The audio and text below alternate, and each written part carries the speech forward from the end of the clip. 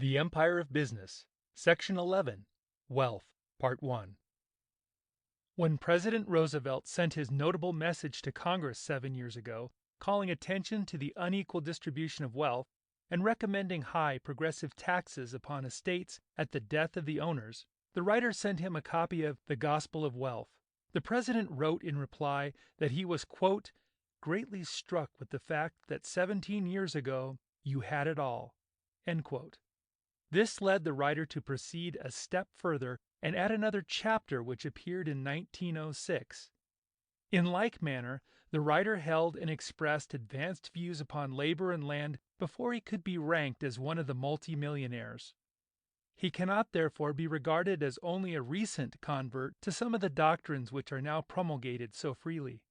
As time has only served to confirm the views then expressed, it is believed that readers will prefer to learn what was written before these questions had come so prominently to the front. The unequal distribution of wealth lies at the root of the present socialistic activity. This is no surprise to the writer. It was bound to force itself to the front, because exhibiting extremes unknown before, it has become one of the crying evils of our day.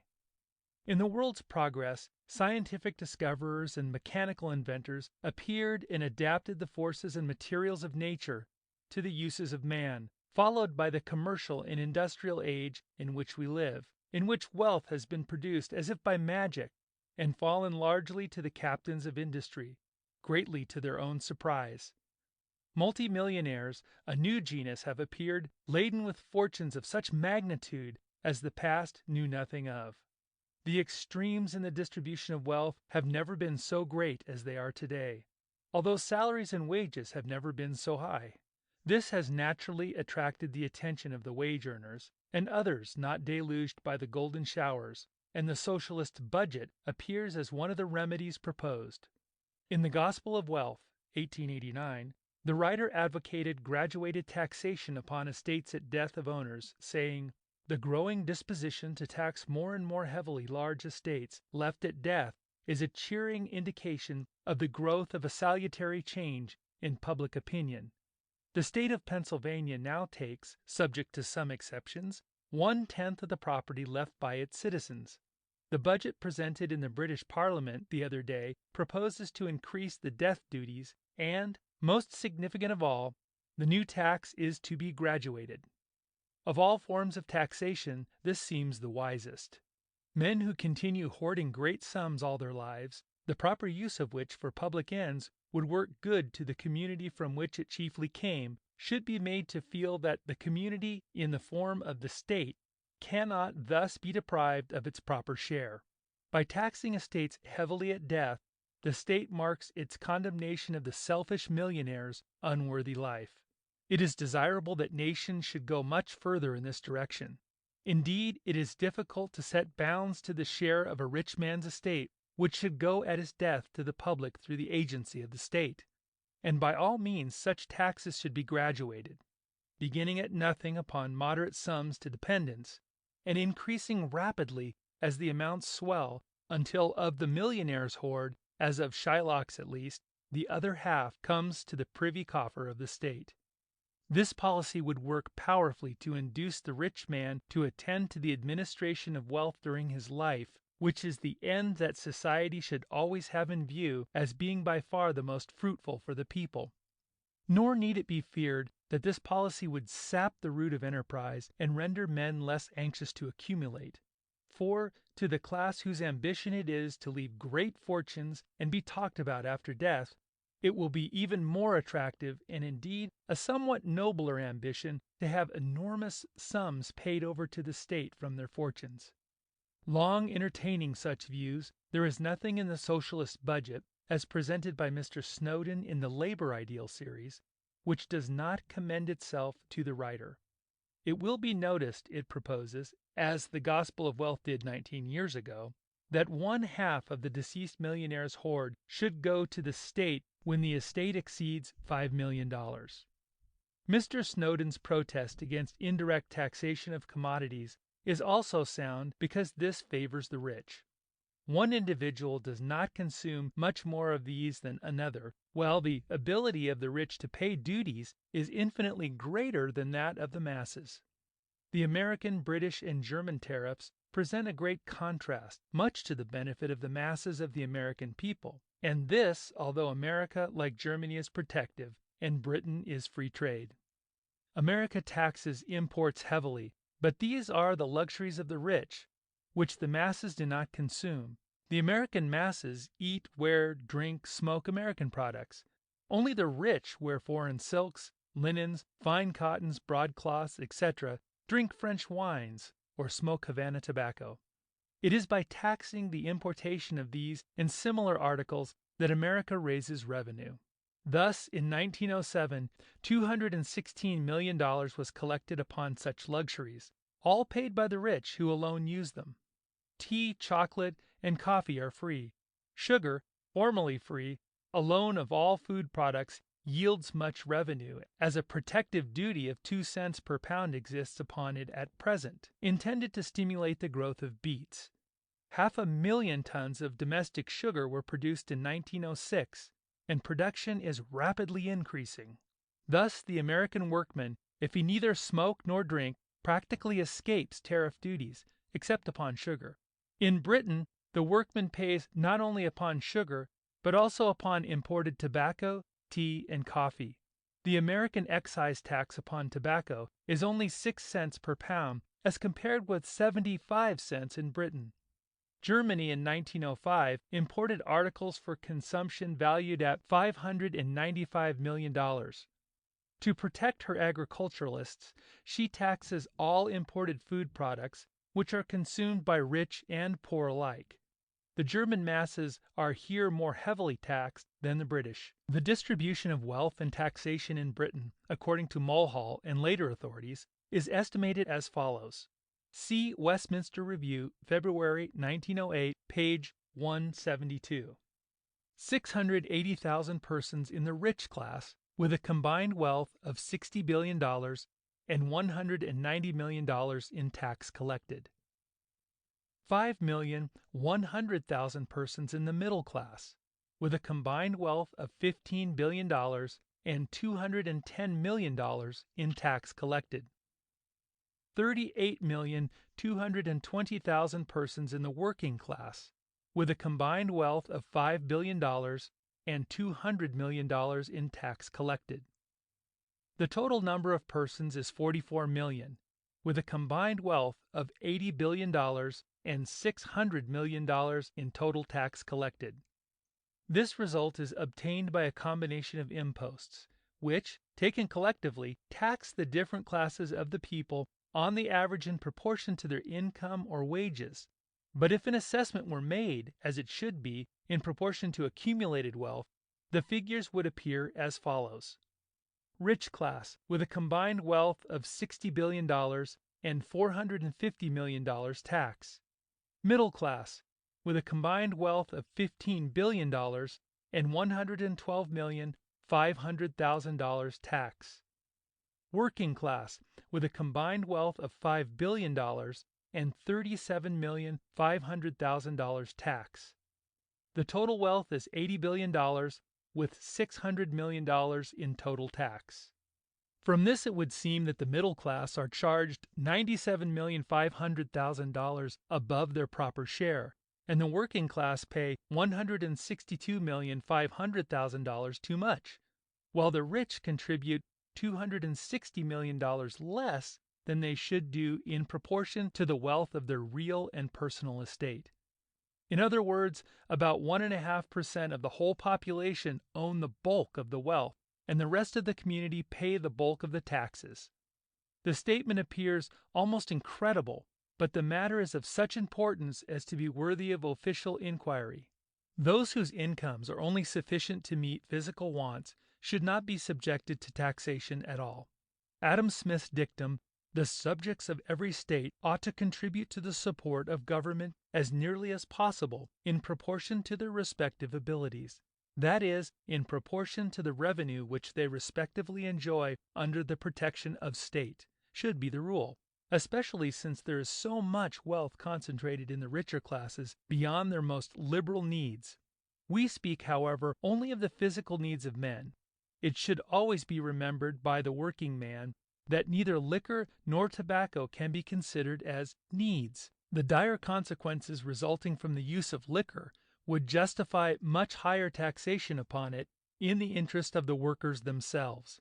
The greatest single evil in Britain today is intemperance. $785 million yearly is the drink bill. How much of this is paid by the working class is, we believe, unknown, but even if it be only one half, here is $392.5 million worse than wasted by them. The liquor interests have now received title to their drinking places, when before they had only licenses from year to year, a present made to them, as estimated by some, equal to $1,500 million. When one asks himself what would most benefit the worker, there is no hesitation in the reply: to avoid liquor and gambling. The working man who indulges in either is, to the extent he does so, the architect of his own poverty. Here is the issue of greatest moment to the working men. One cannot help those who do not help themselves. One man cannot push another up a ladder. The moment he realizes his grasp, the assisted one falls. It is only possible to really help those who cooperate with the helper. It is not the submerged but the swimming tenth that can be steadily and rapidly improved by the aid of their fellows. The former should be the special care of the state, and should be isolated. Viewing socialism upon its financial side, as shown in Mr. Snowden's budget, its demands are just. A heavy progressive tax upon wealth at death of owner is not only desirable, it is strictly just. So is it just to exempt from taxation the minimum amount necessary to supply the physical wants of men and their families, just as a minimum is exempt from income tax in Britain and the modest homestead is from foreclosure under mortgage in America. There is, however, nothing specially socialistic in this. It is sound Adam Smith doctrine that all should pay taxes only in proportion to their ability to do so, and revolutionary socialism is successfully to be combated only by properly conceding the just claims of moderate men. Wealth is undoubtedly a great factor in civilized life, a very great factor indeed, since civilization itself rests upon it as its foundation. In his essay upon The Gospel of Wealth in the 19th century, Mr. Gladstone pronounced it to be the business of the world. When there was no wealth, there was no civilization. None was possible. All was necessarily savage or barbaric. As long as the first stage existed, and man consumed all that he captured, nothing permanent could be built, there being no reserve fund to draw upon. Man lived in the wilderness, almost as he found it, sheltering himself in huts made of branches or in caves. During the second stage, faint traces of individualism began to appear. In the progress of the race, men displayed different aptitudes. One man could forge swords and make arrows better than another. One could capture more fish, another kill more game, and finally it became profitable for these to apply themselves solely to their respective branches. Specialization began the root of individualism, then became exchange of products, but after a time barter ceased, and certain articles, wampum, beads, skins, shells, became money in which were invested the savings of men. Then was slowly developed in due progress of time that beneficent gospel, as a man soweth, so he reap reward according to service. Many things hitherto held in common became private property, and at last, out of the savings of men, capital, durable things were built, and civilization dawned. Even in our own time, not a ton nor a yard of anything can be produced, not a ship nor railroad, not a house, school, university, nor church built, without drawing upon stored-up capital, which is wealth. At first, for a short period, all was the savings of manual labor, but very soon wealth came in much larger amounts, due to individuals from various sources, increased value of land, minerals, etc., and then of real estate, new inventions, etc. Thus, wealth is not all the result of manual labor, though the first small surplus was. The greatest growth of wealth from any one source in our times comes from the increased value of real estate upon which little or no labor is bestowed, the increase of population raising the values. According to McPherson, author of Carlyle and Adam Smith, in the famous Scots series, we have to charge the greatest of economists, Adam Smith himself, with having made a slip to the effect that the wealth of a nation is the creation of labor, out of which sprang the other error that labor is the measure of the exchangeable value of commodities. Marx took up these mistaken ideas and justly decided that they led to the conclusion that capitalistic profit is simply the surplus value obtained from unpaid labor. In extenuation of Smith's slip, it should be remembered that in his day our system of gigantic production in huge establishments had not begun. People generally labored in their own homes, and wealth accumulated slowly. All is changed, and Marx's theory is abandoned by the leading socialists today who reject his special contributions to pure economics. His theory of value meets with little support. But the great mass of socialistic working men have not yet reached this stage. Still, the error, having been wounded, must soon die among its worshippers, as error always does. It is easily demonstrated to be an error. For instance, the greatest increase of any single department in wealth arises from increased value of land.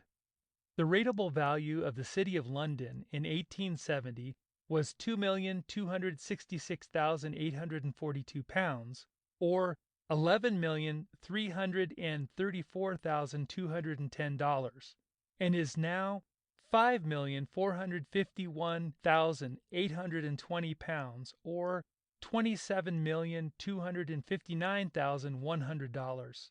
The corresponding figures for the whole metropolis are £18,719,237, or $93,596,185, and £44,351,000, or $221,755,000.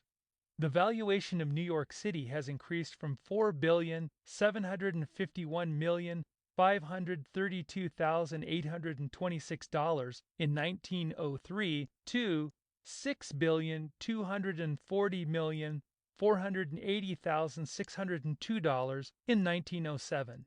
In the whole of the United States, as quoted elsewhere, the census shows that from 1890 to 1900, the value of real estate increased from $39,544,544,333 to $52,537,628,164, an increase of $12,993,083,831, $831, 3.5 times the national debt of Britain.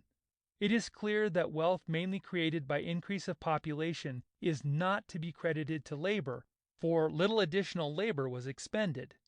The labor of tilling the soil was compensated for by the crops and did not add to the valuation.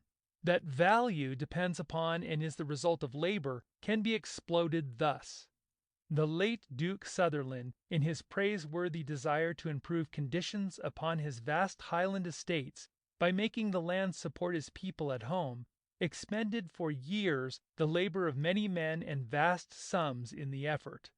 Few dollars of value were created. The effort failed. Chantry spends a year upon a statue, and it brings $5,000. Another man works twice as long and twice as hard, yet his statue is practically worthless. Both labored, but purchasers wanted the one statue and did not want the other. Thus the wants of the purchaser and not the labor expended fixes value. So with all forms of labor. If there be a demand, i.e. a purchaser, for it at a certain price, for price is a potent factor, what labor produces has value. If not, labor expended is labor lost. The result is that labor is not employed upon articles not in demand. Thus, labor neither creates nor fixes value. The law of supply and demand does so. The employer engaged in manufacturing is compelled to meet the wants of the people, his customers. The interest of the employer and employee, capital and labor, in doing so are mutual, not antagonistic. Marx predicted that machinery would extend the hours of labor and depress wages so much that he foresaw the time when employers would get the labor of a whole family for what they had paid for the head alone. He denied that any share of increased profits could fall to the workers so long as capital had control of machinery. The reverse of all this has been the result. Hours of labor have been reduced, wages increased, and a great advance has been made in the position of wage earners under the new conditions of production. The proofs of this gratifying result, especially during the past 20 years, are among the most welcome evidences the optimistic well-wisher of the working class receives that all goes well, though not quite so fast as we and other reformers most ardently wish. After making full allowance for differences in men, it still remains true that contrasts in their wealth are infinitely greater than those existing between them in their different qualities, abilities, education, and, except the supreme few, their contributions to the world's work. It should be remembered always that wealth is not chiefly the product of the individual under present conditions, but largely the joint product of the community.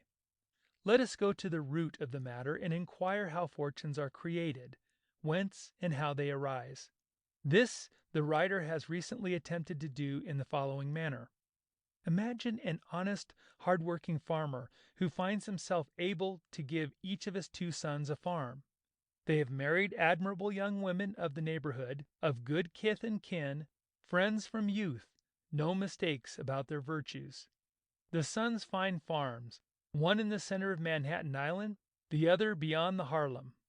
They cast lots for the farms as the fairest method, thus letting the fates decide. Neither has a preference. The Harlem farm falls to the elder, the Manhattan to the younger. Mark now the problem of wealth, how it develops. A few $100 buys the farms, and the loving brothers set out for themselves. They are respected by all, loved by their intimates. To the extent of their means, they are liberal contributors to all good causes, and especially to the relief of neighbors who through exceptional troubles need friendly aid and counsel. They are equally industrious, cultivate their farms equally well, and in every respect are equally good citizens of the state. Their children grow up and are educated together. The growth of New York City northward soon makes the children of the younger millionaires, while those of the elder remain simple farmers in comfortable circumstances, but fortunate in this beyond their cousins, still of the class who have to perform some service to their fellows and thus earn a livelihood. Now, who or what made this difference in wealth? Not labor, not skill, no, nor superior ability, sagacity, nor enterprise, nor greater public service. The community created the millionaire's wealth. While he slept, it grew as fast as when he was awake. It would have arisen exactly as it did had he been on the Harlem and his brother been on the Manhattan farm. The younger farmer, now a greater property holder, dies, and his children in due time pass away, each leaving millions, since the farm has been part of the great city, and immense buildings upon it produce annual rents of hundreds of thousands of dollars. When these children die, who have neither toiled nor spun, what canon of justice would be violated were the nation to step in and say that since the aggregation of their fellow men called the community created the descendants' wealth, it is entitled to a large portion of it as they pass away. The community has refrained from exacting any part during their lives.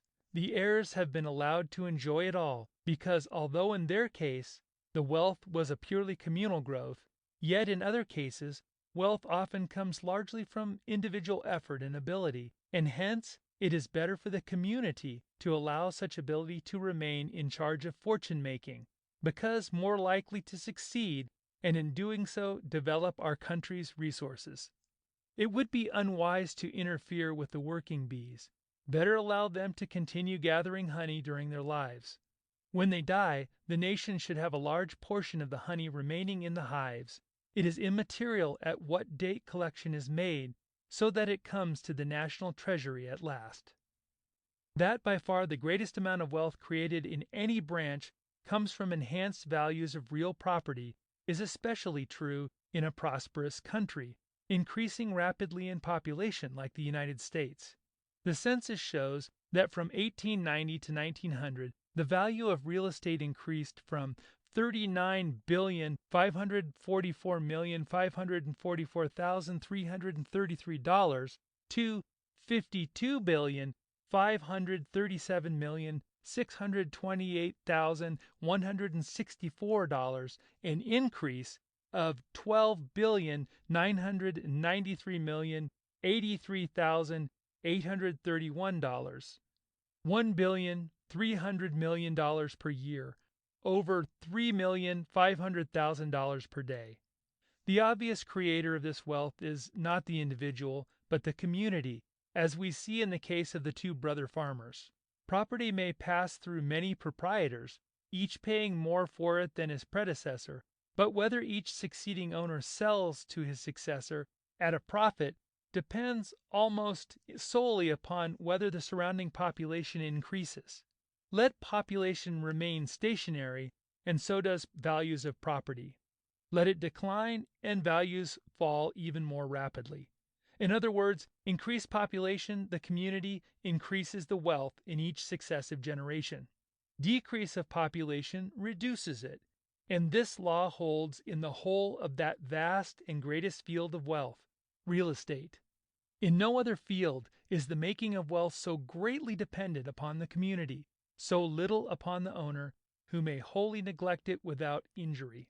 Therefore, no other form of wealth should contribute to the nation so generously. Let us now trace the acquisition of wealth by the active businessman who has some personal part, and often not a small one, in creating it. Imagine 5 brothers, sons of another hard-working farmer. The first settles in New York City, the second in Pittsburgh, the third in Chicago, and the fourth in Montana. The first sees that railroads in every direction are essential to the coming metropolis, devotes himself to this field, and obtains large interests therein.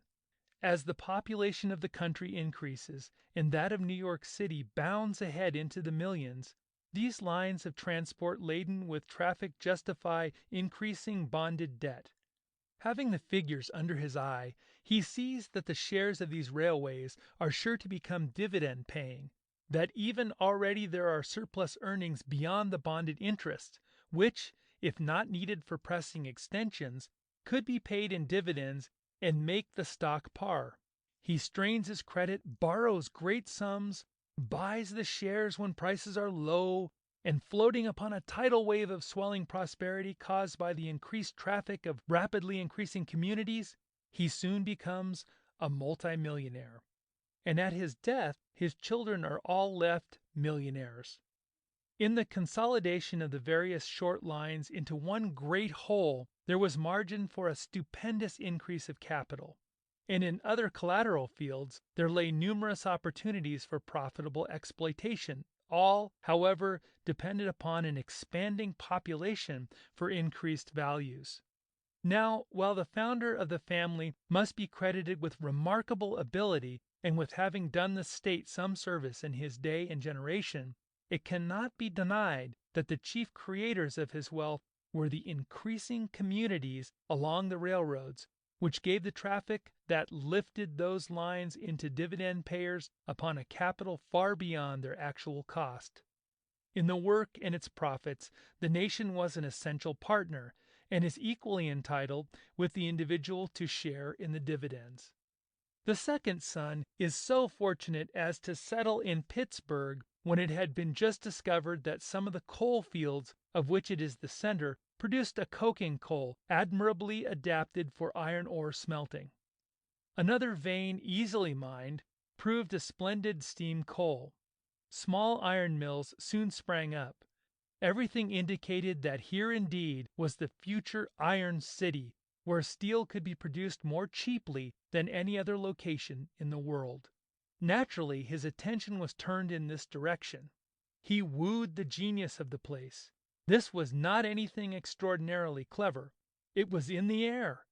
He is entitled to credit for having abiding faith in the future of his country and of steel, and for risking with his young companions not only all he had, which was little or nothing, but all they could induce timid bankers to lend them from time to time. He and his partners built mills and furnaces, and finally owned a large concern making millions yearly. This son and his partners looked ahead. They visited other lands and noted conditions, and finally concluded that a large supply of raw materials was the key to permanent prosperity. Accordingly, they bought or leased many mines of iron ore, many thousands of acres of coal and of limestone, and also of natural gas territory, and at last had for many long years a full supply of all minerals required to produce iron and steel. This was sound policy, but it did not require genius, only intelligent study, foresight, and good judgment to see that. They did not produce these minerals. They saw them lying around open for sale at prices that are now deemed only nominal. Much of the wealth of the concern came from these minerals, which were once the public property of the community, and were easily secured by this fortunate son and his partners upon trifling royalties. Their venture was made profitable by the demand for their products, iron and steel, from expanding population engaged in settling a new continent. Without new populous communities far and near, no millionairedom was possible for them. The increasing population was always the important factor in their success. Why should the nation be denied participation in the results when the gatherers cease to gather and a division has to be made? The third son was attracted to Chicago and quite naturally became an employee in a meatpacking concern, in which he soon made himself indispensable. A small interest in the business was finally won by him, and he rose in due time to millionairedom, just as the population of the country swelled. If Chicago today, and our country generally, had only the population of early days, there could have been no great fortune for the third son. Here, as before, it was the magnitude of the business based solely upon the wants of the population that swelled the yearly profits and produced prodigious fortunes. The fourth son, attracted by the stories of Hecula and Calumet and other rich mines, which far surpassed the wealth of Ormus or of Ind, settled in Montana, and was lucky after some years of rude experience. His ventures gave him the coveted millionairedom. The amount of copper and silver required by the teeming population of the country and other lands kept prices high, and hence his enormous profits mined from the land for which only a trifle was paid to the general government not so long ago. He did not create his wealth. He only dug it out of the mine as the demands of the people gave value to the previously worthless stones. Here especially we cannot but feel that the people who created the value should share the dividends when these must pass into other hands. The fifth son had a melancholy career. He settled in New York City while young, and unfortunately began his labors in a stockbroker's office, where he soon became absorbed in the fluctuations of the exchange, while his fond mother proudly announced to all she met that he was in business. From this the step was easy to taking chances with his small earnings. His gambling adventures proved successful. It was an era of rising values, and he soon acquired wealth without increasing values. For speculation is the parasite of business, feeding upon values, creating none. A few years and the feverish life of the gamester told upon him. He was led into a scheme to corner a certain stock, and, as was to have been expected, he found that men who will conspire to entrap others will not hesitate to deceive their partners upon occasion if sure it will pay and is safe from exposure. He ended his life by his own hand. His end serves to keep his brothers resolute in the resolve never to gamble. The speculator seldom leaves a millionaire's fortune. unless he breaks down or passes away when his ventures are momentarily successful. In such a case, his ill-gotten gold should be levied upon by the state at the highest rate of all, even beyond that imposed upon real estate values. Wealth is often, we may say generally, accumulated in such manner as benefits the nation in the process. Here it demoralizes the getter as well as the people and lowers the standard of ethics. It is taken without returning any valid consideration and ranks with gamblers' games.